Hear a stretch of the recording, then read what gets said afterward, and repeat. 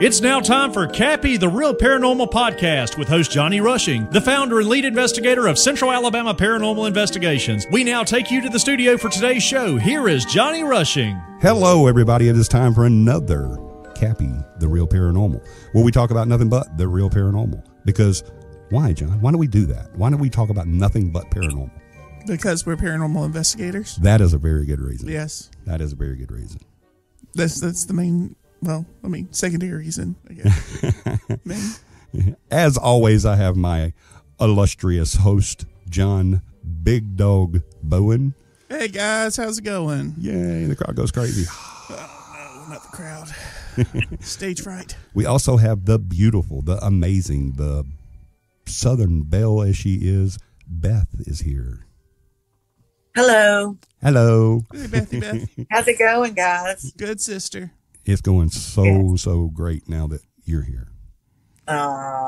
You know what? Good to hear it. The only thing that could top today is if we had Tom here too. Yeah, too bad. Hello. Hey, Tom is here. Hello. Quit talking bad about him, Johnny. The crowd goes crazy. I'm here. I promise All you right. that was Johnny talking bad about you, Tom, not me. I That's right. don't doubt it. That's right. Not one bit. Tom knows I love him. He abuses me so much I've gotten used to it. Oh, no. Don't say He's got Stockholm Don't say syndrome. that. That's it. Yeah. That's it. Smoochhausen by proxy. That's it. I hurt you because I love you. What's happening, fella? How was your day? Oh man, it's been a hot day. It's hot out there. Good oh Lord. my gosh. Lord, yes. Over 3 digits all day on the little thermometer on the car. Oh, yeah. Oh, Wow. 3 digits all day today. It wouldn't go down.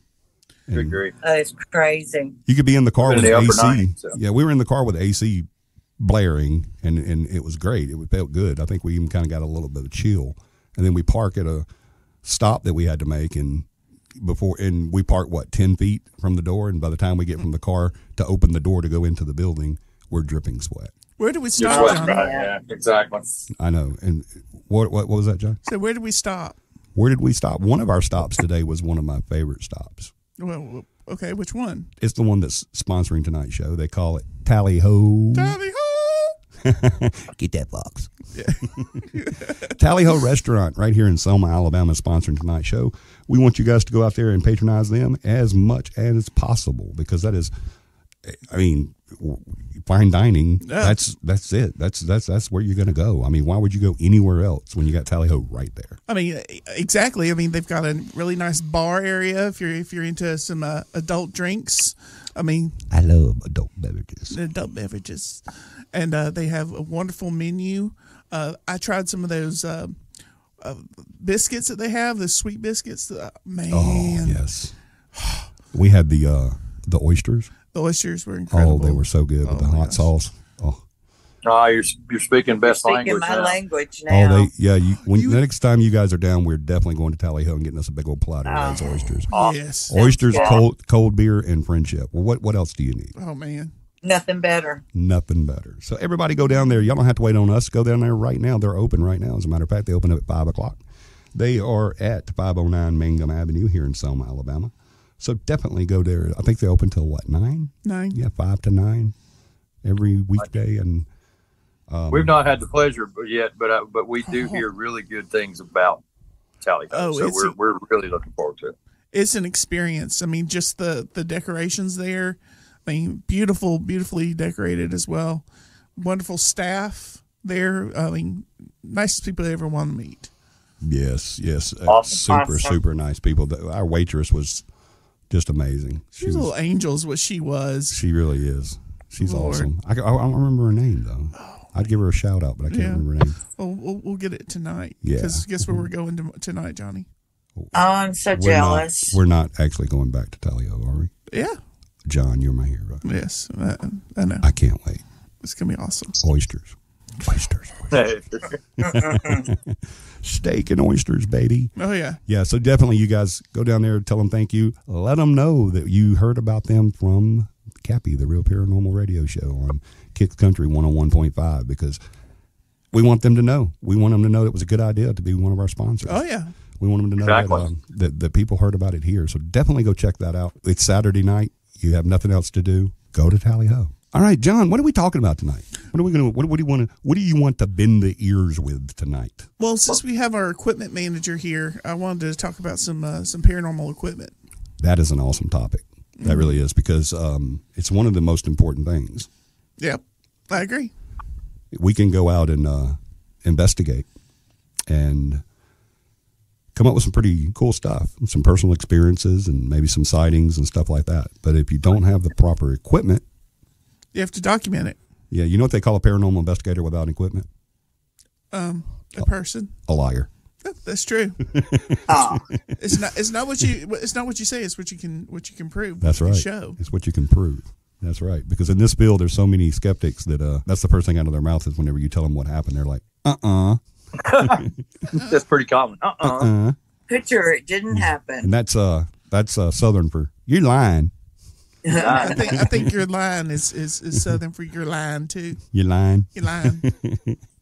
So yeah, you get a whole bunch of So the equipment, that's what we need to do. That's what we need to have. But yeah, when I first started out, you know what I had?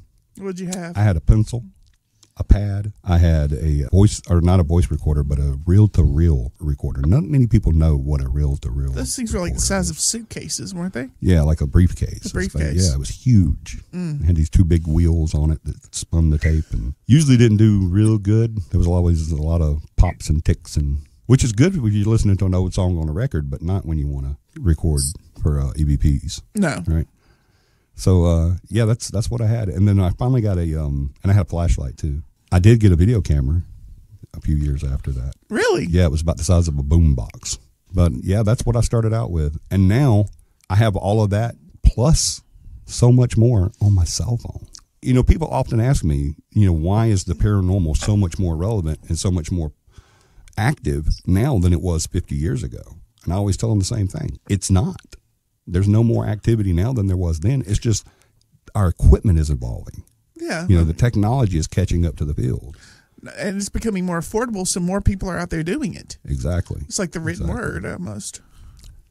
And that's why one of the reasons why we do what we do is so that we can show people what it works and what doesn't work and how to do this and how to do that and shy them away from silly stuff like spirit boxes and stuff. Uh-oh.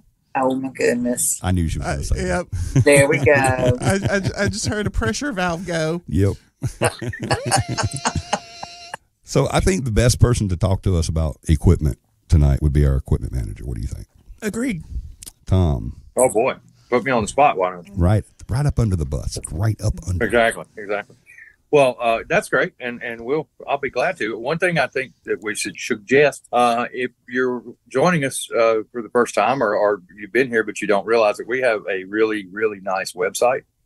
It's cappyparanormal.com, and you can log onto that website and play along with us, and you can see some of the equipment. Just go down and click on the tab for equipment or gear, and you can follow along and talk about some of the gear. And while you're there, you can check out the link to our merch. You might want to pick up some Cappy merch. So just something you can kind of interact with us as we go along. Look at that shameless plug.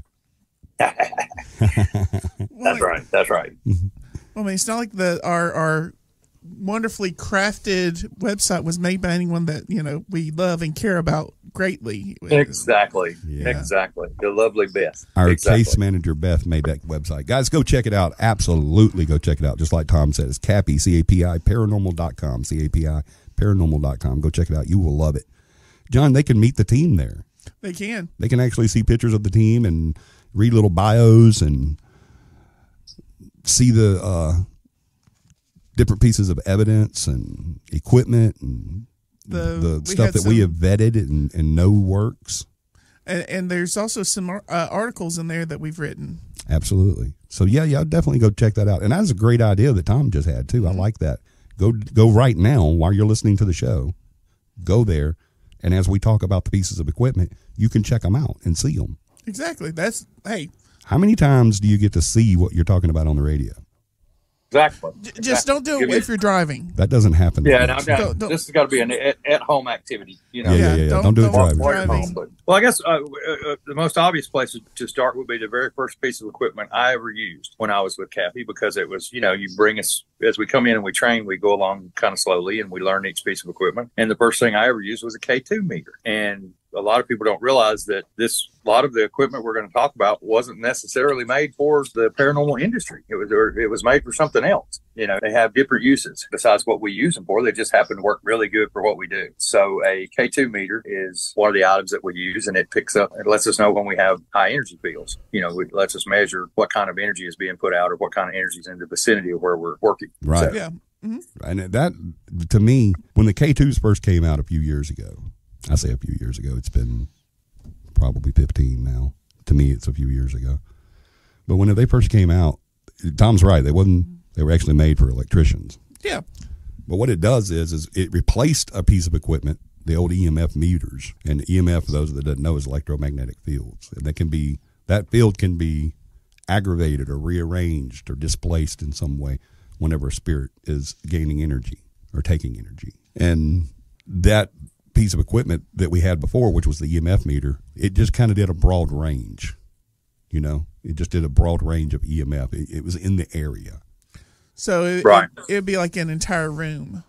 Yeah, maybe not the entire room, depending on the size, but in your vicinity. Yeah. Around you, there was that high concentration of electromagnetic field.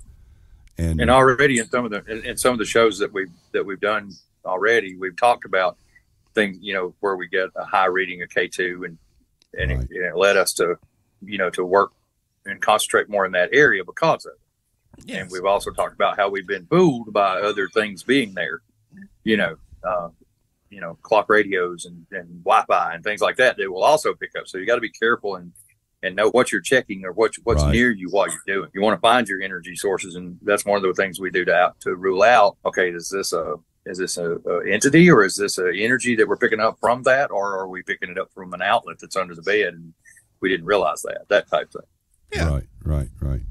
And that's what this K2 did, is it brought that down. Instead of having that area of EMF, it pinpointed it. And so right. It let us find it. Exactly. Yeah, exactly. So that's amazing, a piece of equipment. And when it first came out, they were really expensive. I think you can get them for like right, yeah. 15, 20 bucks now, but it used to be there's like 175, I think. And you got put on a waiting list. You had to wait when you ordered it. You had to pay for it and then wait a few weeks or months to get it in. Well, now, Johnny, when you first started out, what type of camera did you have? Did you have something that you had to develop, or did you have just a regular Polaroid camera? I had a regular Polaroid camera, like an Instamatic. Yeah, and I went from it. Cool. It was a 10-shot Polaroid.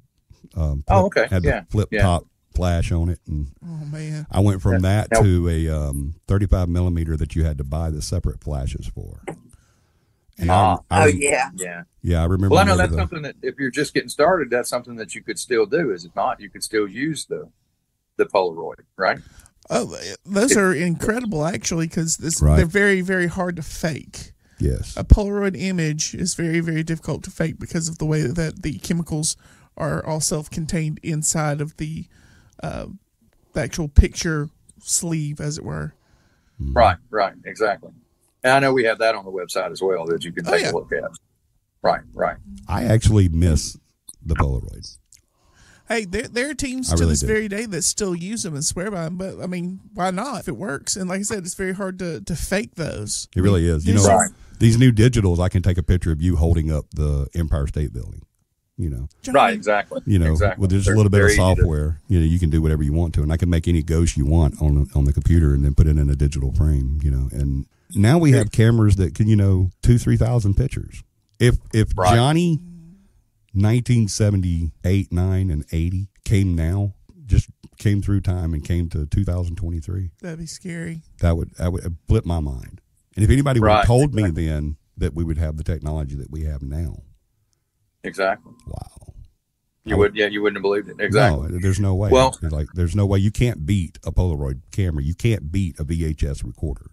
You can't beat a high 8. What's VHS, Johnny? Yeah, right. You can't. I mean, that was it. I mean, there was well nothing. out of things like that about, like you were saying earlier about carrying that gigantic, reel to reel around the size of a briefcase. The digital recorders have really changed. Wow. What we do as well, because you could get hundreds of hours. On the size of a small, pen. something you can hold in your hand. You can carry around the palm of your hand. It's crazy. That's another thing I think is a crucial change for what we do. It really works better with what we do. It's digital recorders. We have lots of those as well. So we carry around several of those as well. We have them usually in every room. And we'll do that. We'll layer things in a room. We'll put a recorder. We'll put a K2 meter. We'll put a camera, a video camera. So we layer things in each area. So that's one thing about it. With a team our size, you're covered. We usually cover big places. Right. And we've done tiny ones, but we can do big places, and you're getting multiple input, thanks to the ability to carry so many of them. I mean, can you imagine when you were doing this, when you first started out, can you imagine taking 5 reel-to-reel recorders with you somewhere? Right. It was crazy. And even going from that to digital, when digitals first came out, they were still, pretty. Oh yeah. They're pretty primitive. Exactly. Yeah. Our first digital recorder that we started using with the team didn't have a USB port. All it did was record. That was it. I think you could get 2 files. Wow. And that's crazy. Wow. when you look now that we've got some now that has like 6 files on it, and you could do like hundreds of hours, per file, and even more than that if you've got cards to pop in there. And it just blows my mind. It blows 1970s and 80s Johnny's mind what we can do now. And one of the biggest faux pas we ever had was because of a digital recorder. Oh no. We recorded several investigations on this one recorder, and 3 of those investigations we got some EVPs that were amazing. Yeah, phenomenal. Yeah. Yes, just excellent, awesome EVPs. And I didn't know it, but you only had to push a button one time to delete all the files. Johnny. On that, found out the hard way. Yeah, I found out. Now, if you push delete, it says, "Are you sure?" Which file? Which now file? It says, right. "Hey." Now, back then they didn't say, "Hey, stupid, are you sure you want to do this?" It's a pretty dumb thing to do, but now it does. It says, "Are you sure?" And every time I see that, "Are you sure?" To me, it's what it's saying is, "Hey, dummy, do you really want to do this? Are you serious?" Right. Because then wipe all this out, right? Exactly. Yeah, and so I'm glad that the technology is going up and advancing in our equipment. I really am, because it helps prevent stuff like that, and it keeps dummies like me from making huge mistakes.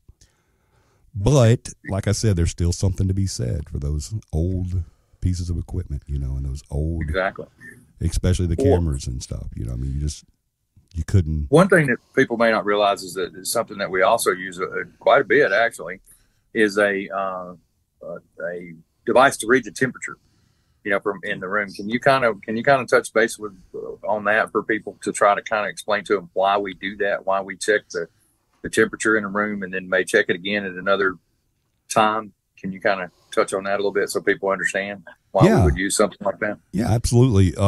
Just like we were talking earlier about EMFs, the electromagnetic fields, when they're displaced or whenever they're concentrated more here than they were there, we get those readings. Same thing with temperature variances. You've heard, I know everybody's heard of the old cold spots. Yeah. Oh my gosh, we got cold spots all over here. Cold spots everywhere. Close the window. Did the air conditioning just kick on? Right. But what's happening there is, if it is an entity or a paranormal, then what's happening there is it's a temperature variances. If we walk into a room, and when we first start an investigation, one of the first things we do is we look for a baseline EMF. We look for baseline temperature variances, and we look for baseline CO2. Hopefully our baseline CO2 is 0. Yeah, and that's another thing I was going to ask you about, because we do carry a monitor for that. What's the significance in that for CO2? What would be the reason that we'd need to know that? because just like large amounts of EMF, like we talked about on a previous show, how it can affect us as far as how we feel, headaches, tummy aches, nausea, vomiting, hallucinations, audible and visual. Right. CO2s can also make us kind of get a little loopy, a little giddy, little giddy, little punch drunk, as they call it. Yeah. Kill you. Yeah, that's just before the death part. Yeah, Yeah. Exactly. Right. That was the reason. That's another thing. The reason I asked that question is because that was the second thing I did for Cappy. I was the guy going around doing that. You know, the CO2. So that was kind of the so second, something. the second job. That's something that we want to know, not just for us, but for our clients too. Because if they've been sitting in here, and they're saying, ever since all this started happening, I've been getting headaches and feeling bad and everything. Yeah, you got a huge CO2 problem here. And now, it used to be all you could have was like smoke detectors, but now houses have smoke detectors and CO2 detectors too, because that especially you have an in-house heating system and stuff like that, you can really get a CO2 going there. So that's a huge thing whenever it comes to that. Because remember, no matter what piece of equipment you're using, no matter what we're doing, what the investigation is, or what type of entity that we're dealing with, the biggest thing that we're doing is trying to explain it naturally, right? We go in to debunk. And when we pass, when we die, when we go to the other side, when we second parallel, when we, I think I've got that across. Is that enough? I think We unalive. When we're unalive. Right? Unalive. When we're no longer in skin. We don't lose anything except for our want, need, and desire of energy. Anything that we do requires energy, even when we're in skin. So whenever we die, that doesn't change. We still need that energy to communicate, to whatever it is that we're wanting to do. Push that bottle cap across the floor, whatever we want to do. Throw that picture frame at Johnny's face. Yeah. We've got to have that energy to do it. So a lot of times that energy can come from us. It's not uncommon for an investigator or several investigators to become suddenly fatigued because that energy is just stripped away from you. And the atmosphere can also be a source of energy.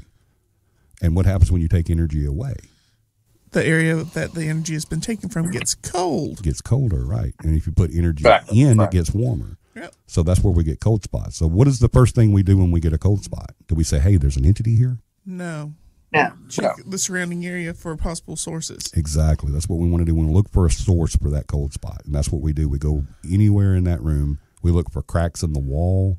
We look for vents. We look for windows. We look for doors, everything. But if we can't explain it, we can't find out where it came from, and it's condensed into a ball, a spot, and a spot doesn't have a spot is a spot, right? It's just not, a one area. Circle. Right. It's just a one area, and there's no source of, anywhere around that spot is going to be 72 degrees, while inside that spot it's 62 or 68. Right. So which I've experienced. Right. In an investigation in Montgomery, that happened to me, and you got the thermal, and verified it, and we didn't find any source of air or coolness or anything like that. So, and that's to me is when it really gets fun. You know what I'm saying? When you ruled everything out, and now you had this, and you now you got to try to figure out why, but you've ruled out all the normal things. Right. You can't debunk it. Yeah, and I have to tell you, cold spots are one of my favorite things in the world when it comes to doing an investigation, because you can have an EMF detection of 10 plus milliglosses or whatever. You can have personal experiences. Someone can get touched or door, whatever. You can have all that stuff happen. But a cold spot means, and if it is verified as a cold spot, it's one of my favorites, because that means that entity is gathering energy for something. Right. So usually if you have a good spot, right, if you have a cold spot, usually, wait a minute, something's about to happen.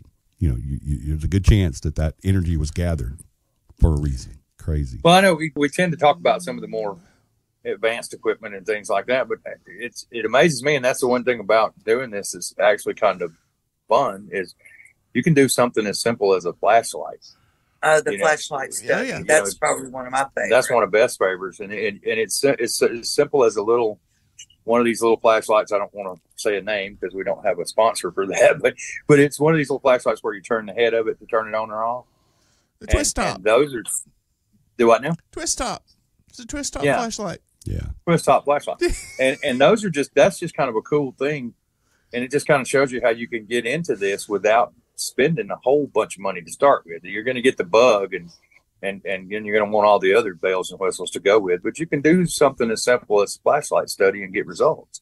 Yeah, exactly. And I think that's really cool that you can take something that simple and get results. Yeah, you get a response, and you keep getting responses, and at the exact time that you would expect to get a response is just amazing. That feeling is really good. I love that. And a lot of this equipment and stuff that we use is, as I said earlier, we have multiples on it. And when I first started with the group, we just used, as far as video went, we just used, handheld video cameras, which are great. There's nothing wrong with them. They do just fine. But as Beth was saying earlier, we kind of kicked up the game a little bit on that with what we use now, which is on the website. You can look at it as well, and we've adapted it. And I think that right there has really given us a better edge. What device is that, Tom? Do I know? What device is that for those? The camera, the digital cameras that we use, the DVR, the infrared. Yeah, the DVR. The DVR set. Okay, cool. I was just clarifying. Yeah, and that's the to me, that's one of the better pieces that we've kind of adapted. It's not made for that. It's not what you would normally use it for, but it works pretty well, and it gives us the advantage, especially the system that we use, to where we can go back and look at anything in real time and never miss anything. Exactly. With the handhelds, you could rewind it and look at something that you thought you may have seen while you were recording, but then you stop recording while you do that. That right there blew my mind. That's when the 70s and 80s Johnny's popped up. Whenever he told me that, when he was showing me that system, and he said, look, we can actually, if something happens, someone sees something, hears something moves, something's not where we left it, the ball is moved, the doll is over, whatever. If we want to go back and look at that while we're still investigating. Right. I can stop this camera, go back and look at this, but the camera's still going to record while we're looking at it. Yeah, we never miss anything. Video is, it's hard to sit there and look at 1,500 pictures and stay focused. It's hard to sit there and listen to hours upon hours upon hours of digital audio. Mm-hmm. But to me, video, because there's so much going on. A picture, you can graph it. And what I mean by graphic is, and you imagine a graph, in that picture. Yeah, like a grid. And you study each circle or each square in that grid and then go on. But a video, because stuff is moving, it's hard to focus your eyes, in certain areas. Especially when you're dealing with infrared. Right. I think that probably for me, one of the best pieces of evidence that I've seen, or that was just amazing to me, was we had a camera set up. We had them in several rooms, but we had them in a room where there had been some activity, and the camera looked into an open door, like an ensuite restroom. Yeah. Or the bedroom. Master bedroom. Bathroom. And it was in complete darkness, but we were able to see the illuminating orb light up the light switch panel. Yeah. As it passed in front of it. And we couldn't see that with the naked eye, but we did see it with the infrared. And to me, that was probably one of the most amazing pieces of evidence that I've been a part of capturing. Yes. It was an illuminating orb that was floating across this room, and it just lit the light panel up that you could not see until it did that, because it was pitch black. I mean, you could see the outline of the panel, but this lit it up. Yeah. Where you could see the switch and everything. And to me, that's one of the most fascinating pieces of evidence I've ever been a part of catching. Yeah, I love that one. And that same night, we got a lot of strobes too. We sure did. Yeah, tons. Yeah, we got a lot of strobing orbs there too. Yeah, and I'm not sure we would. I'm not sure we would have picked that up with a regular handheld video camera. I'm not sure we would have. Even in night mode or whatever. I'm not sure we would have caught that. I'm not quite sure we would have got that on the GoPro or the video, the regular video. Exactly. Camera. Yeah, I think it was very unique to the situation. I think that in that, to put it in layman's terms, that it paid for itself that night. Yeah. You know what I'm saying? Definitely. That thing has paid really for did, itself you know? time and time again. Agreed. It really Oh yeah, has. since then, yeah, 1,000 times. But I mean, Yeah. and that's just a little bit of equipment. But I want to ask a question, and I want to get your take on it. Both of I'd like to get both your takes. And Beth, what do you think is the most critical? What's the minimal amount of equipment that you could start out with, and what would be your advice to people? Since you've been doing this a lot longer than me, what would your advice to people be as the things to get first? What do you think would be the best thing for a person to start with? And I'll go with you first, John, and let you see, and then we'll go to John. You first, John. What would you think would be? What equipment would you suggest for someone who was just starting out? The minimal, that they could do without spending a whole lot of money. What would you suggest? Well, I mean, Johnny's already touched on, your cell phone that's in your pocket. I mean, that's not a cheap piece of equipment, but a lot of people have them. It's pretty common. Yeah. Yeah. Don't get any extra apps or anything like that. Most cell phones already have camera, video, audio, and a flashlight. Those are the main things that you need. But as far as a single piece of equipment that we use on our investigations, probably I'm a camera guy. I love taking pictures. I would probably go with the good digital camera. Yeah, and John, by the way, John is an excellent photographer for this type of stuff. He really covers a room when he does it. So, I mean, you never know what's going to where an entity's going to be. You got to kind of cover it. So that would be your suggestion for the most important thing you could start out with as a new person. As far as equipment, yes. Right. What about you, Johnny? What would you suggest? Are you asking physical equipment? Yeah, or are you saying a physical object? Was new to this, and persons were new to this, and they wanted to get into it, but they didn't have a whole lot of money to get started or that type of stuff. What would you say would be the best pieces of equipment that they could start with, and to help them get the most out of it? A pad and a pencil. Pad and a pencil. There you go. Well, see, that's how you started, right? So that's not a bad. A pad and a pencil. The reason I say that, the reason I say that is, and I'm glad you asked this question to the group too, because that's what I wanted to talk about at the end of this part was, and we've got another thing to get into in just a minute, but we want to realize that there's a lot of people out there that have been thinking about the paranormal for years. Yeah. Have been seeing it on TV and maybe even went to a Cappy camp or took a class or, and they want to get into it. But, and I've had this said to me so many times that I would love to do what you do, but I can't afford it. Right. And I tell them every time, you don't need any money to start this.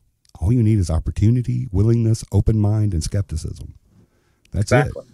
That's all you need. And I say a pad and a pencil because that's readily available to anybody. You can go to mom's drawer and grab a pad, or to the kitchen junk drawer and grab a pencil, and I say that because that way I would never say nothing. It's a good thing to start out with. That's what I've heard people say that before. You don't need any equipment to go air quotes, ghost hunting. You don't need any equipment. Right. You can just go out and do it. I disagree with that. I say a pad and a pencil because not only can you record stuff that you saw, but you can record stuff that you did wrong. That's what I did when I first started. I would write down stuff, and I was like, you know what? That was kind of stupid. I think the situation would have went a lot better if had I done it differently. And I would write that down. That way I'm learning, and I'm teaching Johnny not to be stupid. And that is a full-time job. Full-time job. Is that what all those pads and everything at your house are? That's it. They're everywhere. Exactly. It's like they're a small library. Yeah, there's one on the stove that says "Don't touch when red," and stuff like that. Yeah, exactly. We'll give Beth a chance real quick, and then we'll let you take over and move on. What would you suggest? I would say a digital recorder. Right. Good. And if possible, headphones. A good set of headphones, yeah. Yes. So you can kind of isolate. Yeah. And when you're going back and listening to it, it'd be best to have the headphones to help you focus in on it. Exactly. And I kind of agree with with Johnny. You know, as simple a thing as you possibly can. Maybe a K2 meter, you know, might be something that you could kind of help you to guide you a little bit, and a pad and a pencil if you can't do a recorder, but it would give you something to just get the basics to get going. And cat toys. And cat toys, of course. Gotta have cat toys. And you know, it's another Cat good source that I tell people too, is to What's go online and find a local team. Contact that team. Right. Contact that team and ask them, hey, I'm just now starting out in this. I've never done it before, but I'm super interested. I'm super passionate. I really want to do it. Could I go along with you guys sometimes? Now, a lot of people will say no because they don't know you and they don't want to, you know, take just anybody with them. But if the team's worth their weight in salt, they'll say, absolutely. You know, come and learn. Exactly. And you can also ask. Y'all did that with me. Y'all did that with me when I first came in. You were like, when I was just being the bodyguard, so to speak, you know, y'all were like, anytime that you want to come and go with us, you know, there's limited things that we'll let you do, but we'll let you experience it, you know, and I think that's important. I mean, you know, to do that is because I mean, you built a fan out of me, you know what I'm saying? You helped me make that step, you know, to want to do it all the time. You know what I'm saying? So I think that's very important. Yeah, I do too. I agree. And that's why Cappy, we're always there to help newbies. We're always there. That's why we do the class that we do. That's why we accept new members. We don't want to be huge like we used to be. We don't want to be huge with 20, 30 plus members, but we do want to help anybody that wants to get into paranormal, because that's just one more person that we can show the real paranormal to. Exactly. And if you want equipment, that's another thing you can ask that team when you look them up on Google. Instead of saying, hey, can I go with you? Ask them, hey, do you have any equipment that you don't use anymore? I'm just now starting out this. I really want to do it. I've given pieces of equipment to new people that's come along and said, hey, you know, we don't use this recorder anymore because it doesn't have a USB hookup to it. You can have it. Yeah, I've actually seen you do that. I saw you gave a client one night a K2 meter. Yeah. Just hey, we've got extra, take this one, you know, and I think that's good. I think that's how we build and how we teach the real paranormal to people, and not the Hollywood, you know, hype version. Exactly. So be open to that. Anybody out there listening tonight, if you're on a team, or if you're just now starting out into it and you want to go seek a team, contact us. Go to our website, cappyparanormal.com, and we'll do everything in our power to get you started, because we love that, don't we, John? Oh, definitely. And also, just drop us a line. Yeah, just drop us a line. You know, even Absolutely. if you're not into the paranormal, drop us a line. Let us know you're listening. Oh, definitely. Amen. Yep. One other thing that I would say about if you contact another team, ask them if they charge for investigations. Ask them if they charge their clients. That will tell you a lot about if the team is worth their salt. If they do, run away. They're not worth it. Amen. I agree 100%. Yeah, I agree with you too. This should be something that if you're sincere into it, you know, it's not to say that something can't happen different down the road, but you know, the thing about it is, to get you going and get you started, you need to be with honest people who are not, you know, they're not trying to fill a quota of something. They're just out doing it for the love of doing it. Yep. So don't get scared about it when you go online and say, when you type in ghost hunting equipment, that's what everybody types in. Right. And it takes you to the store that sells, you know, that stuff, or it takes you to Amazon and you can buy a $400 kit, you know, and don't get scared about the prices on this equipment, because the equipment is very expensive. You know, yes. we're not going to sugarcoat that at all. I want people to know that the equipment is very, very expensive. You know, it's not. Oh yeah, we have cameras that are hundreds of dollars, not just handheld digital cameras that are hundreds of dollars. So right. Yep. Right. Yeah, you're right. But that's why I suggested let's all kind of look at what we would say was the simplest, you know, and I think Right. we came up with a pretty good list. I do too. Yep. Yeah. Agreed. All right. Yeah, get out there, explore it. You know, start it. I did it, and you know, the paranormal kept me out of a lot of trouble coming up. It really did. Yeah, that's another thing too. It gives you something to do with your Saturday nights that's not going to cause you a lot of problems. Exactly. Right. And it's fun. Yeah, exactly. It's all You're fun. gonna have a good time, and you're not going to shouldn't get in a lot of trouble. That's right. You know. As long as you don't try to trespass in places you're not supposed to be. Yeah, don't break. Yeah, follow the rules. Follow Follow the rules. Integrity. Amen. Amen. Yeah. So once we get this equipment and start getting evidence and stuff, what are we ultimately looking for, though? We're looking for evidence. Evidence, right? Of The paranormal. Different entities. right, The exactly. paranormal, right. Yeah, the paranormal with the not normal presence, and Exactly. we're looking to record that and Document it and keep it and store it, and we work all the time on coming up with ideas on how best to store and keep evidence safe from from losing it. Johnny's And- big thumb on Yeah. the delete button. So with most equipment now, I mean, Tom, you probably help out with this too. A lot of equipment now, they have their own memory cards, SD cards, micro SD, that kind of thing, right? Right. And we probably need a couple backups on those. Of course, yeah.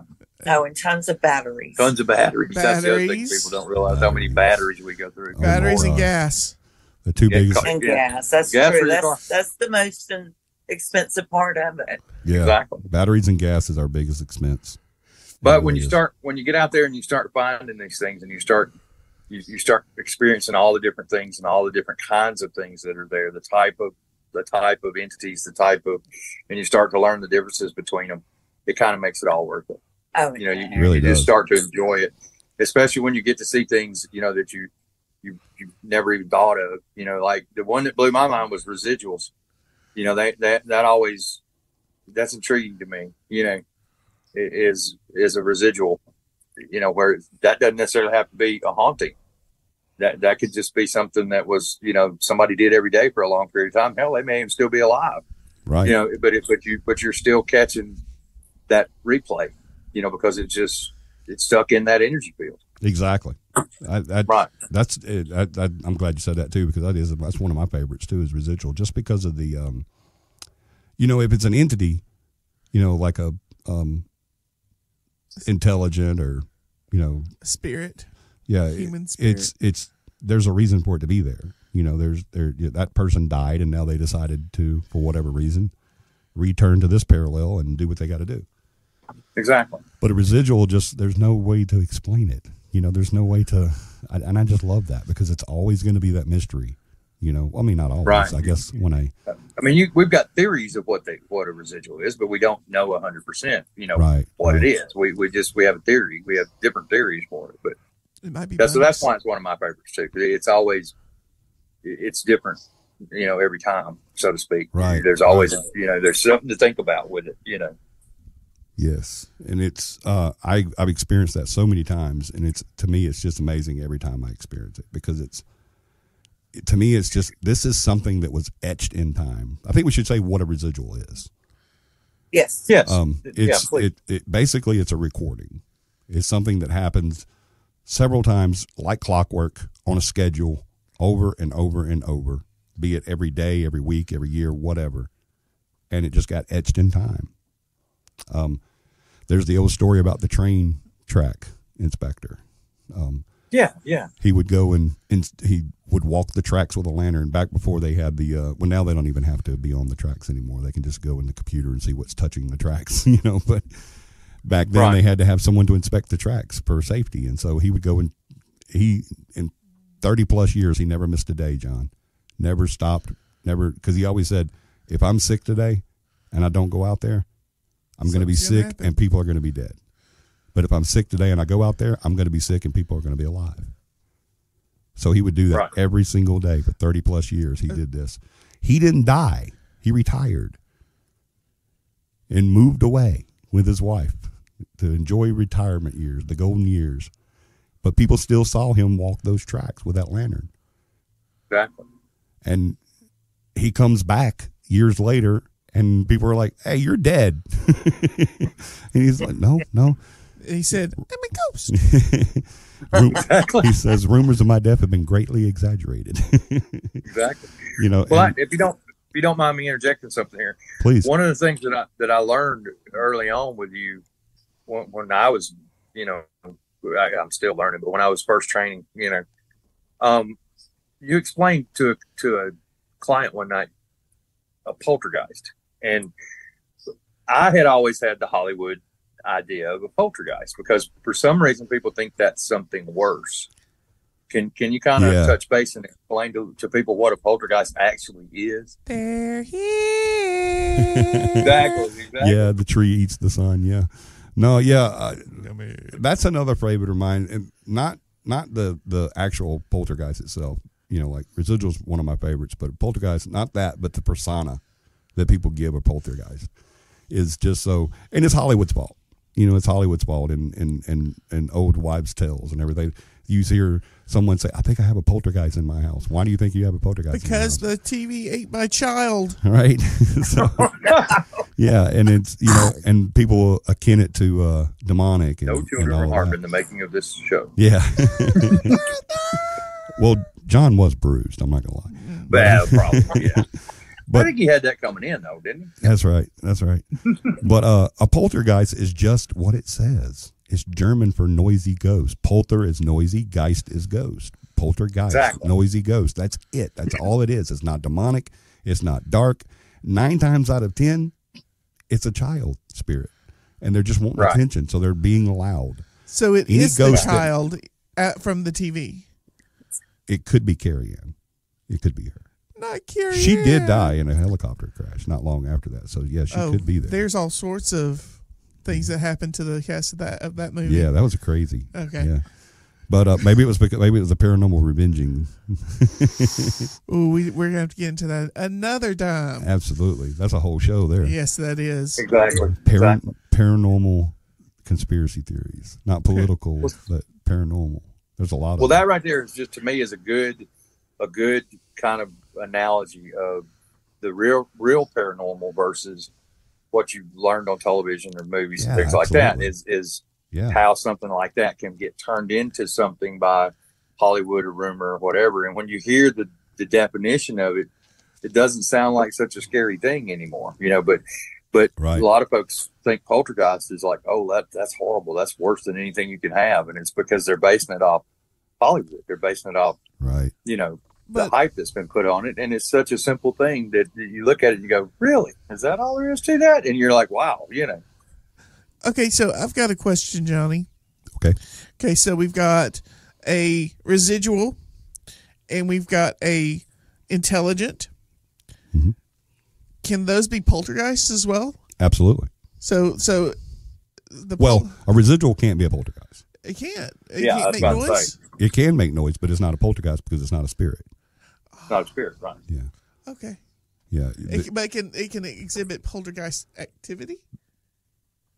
Yeah, in a sense, but it's just mimicking something. It's not creating it; it's just mimicking it. Okay, yeah, that's the difference. That's right. An entity is going to create a residual is going to mimic and replay. So Uncle Joe's boots coming up the stairs every Friday night at 4 a.m. and he goes and checks the windows. That's a poltergeist. Yeah. No, that's not a poltergeist. That's a residual. That's a residual. Gotcha. Yeah, it's the residual. Like I said, it's just something that got recorded, and it's just over and over and over again. So it's like but now it can be just a sound. It could be a sight. Something you see visually. It could be audible. Or it could be a smell. There's been talk about a residual here. Here. Yeah. Like in this room. In this very room, yes. Oh, awesome! Mm-hmm. That we're in right now here at the station. There's been talk about. I'm not going to say any names because I don't have permission, but an entity. Well, possible. There was a person that would spend a lot of time here that smoked a cigar, and there's been several occasions where people have smelt. John is trying to find the cigar smoke, but there's been several occasions where people have smelt that cigar smoke. And exactly. So that would be a residual.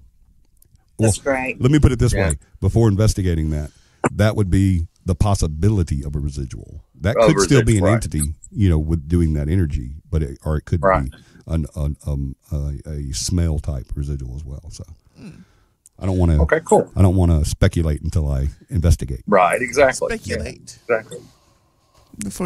Do not speculate before you investigate. Yeah. And intelligent is my all-time 150,000% favorite. of all. And that's my favorite. That's what I was just about to Because- ask you to kind of explain to people what. Yeah, because an intelligent knows what it's doing. It knows it's there. It knows you're there. It's going to interact with you. Throw stuff at you. Yeah, throw stuff at you. Johnny. hit you with picture frame. Johnny. Yeah, push you down elevator shafts. Johnny. Push you up Exactly. the stairs. Johnny. Push you over the tree root. Johnny. Scratch you on the back of your neck. Johnny. Scratch your leg and chest until it bleeds. Johnny. Everything. But the reason why paranormalists or investigators love intelligence so much is because they're the ones that are going to give you the most usable evidence 9 times out of 10. They're going to react because you're there. So if we're doing a flashlight study, we talked about that earlier. Yeah. And a flashlight study is where we take a flashlight that has a screw on and off, and we Twist top. Yeah, twist top. And that's how you turn it on and off, is by the twist top. Yes. And we'll take it and turn it off, but put it close enough to where it won't be a whole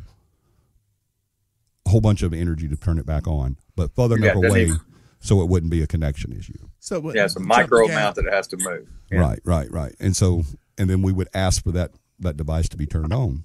And an intelligent would, if it comes on, that's 100% intelligent because it's reacting to you being there. It's reacting to you. It's responding to your commands. Well, Exactly. one thing about that is, I mean, I can see an accident, maybe vibration, or maybe the battery, the electricity jumping a gap and turning it on. But when the very next thing you would say is, okay, can you turn it off again? And the entity turns the flashlight off on command. Yes. Yes. That's the incredible. paranormal field itself has pretty much disbanded the whole, or just dispelled. Let me say it that way. Dispelled the whole Flashlight studies. Yeah, because they say that that it's probably a connection issue. It's coming and going, and I get that can happen, and it sometimes does happen when we're doing it. But you can usually tell because it's not responding to you in any way. It's just doing it sporadically. And what we'll do is we'll go back to it, and a lot of times we'll pound next to it to cause vibration, and then it'll come on or turn off. And so we'll reset the light. But all of us have been a part of those studies Where it was where on command. it would be 8, 9, 10 times on command, and if you said nothing for 10 minutes, it didn't do anything. I can't command that battery to make a connection. Exactly. Correct. I cannot. You can't will it. verbally. You I can't can't will it. to happen. I can command it and will it by picking it up and manipulating it physically, but I can't vocally command that battery. Okay, battery, connect. Heal. Yeah, I can't do that. So whenever it's responding to us, actually asking for it to be turned on and off, whether it's a one-sided Q&A or just a presence proof, then that to me is just, it's undeniable proof. I mean, because you cannot verbally manipulate this battery and that spring to connect and power that light on. You cannot do it. Exactly. Agreed. That's why we still use it, even after they kind of said, no, we're not going to use this anymore. But we still use it because, like I said, I can't command it to do what it's not going to do. Exactly. Exactly. So that's still one of my favorites. Yeah. Tom, that was Tom's Yaha moment, wasn't it? Wasn't that your aha moment? Was it flashlight? The flashlight study happened the same night you got the cold spots. Yeah, the cold Yeah. spot Yeah. and the light and the orb that I got the photograph of were kind of really my two biggest moments. Yeah. Yeah. But that also happened the same night. The flashlight study also happened the same night as the cold spot. So Yeah, it was the same it investigation. was part of that. It was part of that. That was just a really good investigation. That was a good investigation. Really was. That was a good really, investigation. really was. My A lot of things happened that night. My A lot of favorite things happened. place. My favorite location to investigate. Yeah. Okay. The law office there. My first investigation. You know what one of my favorite places was? What? Tally Ho Restaurant. Oh my gosh. We actually did investigate Tally Ho years and years and years and years and years ago. And it was it did not disappoint. We had a lot of activity there. That's awesome. You had an intelligent there, didn't you? We did have an intelligent because he intelligently threw a glass at me. Well, I mean, you can't blame him. I mean, come on. Yeah. Or she, whatever the case may be. Or they, or... Yeah. But if you don't want to go down to Tally Ho and hunt ghosts, definitely go down to Tally Ho and hunt steak. Ooh, or oysters or cold beer. Definitely do that because they've got the best there. Down there, it's 509 Mangum Avenue, Selma, Alabama. Go check them out. They're sponsoring the show tonight, so I had to plug them in again. Oh, yeah. At least once. Exactly. At least one more time. And I may again before we.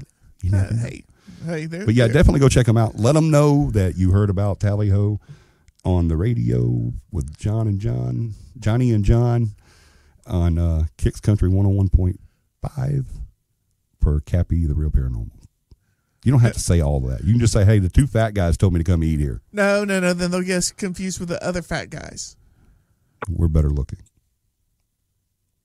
Well, and we don't fake the paranormal. That's true. Now, that is true.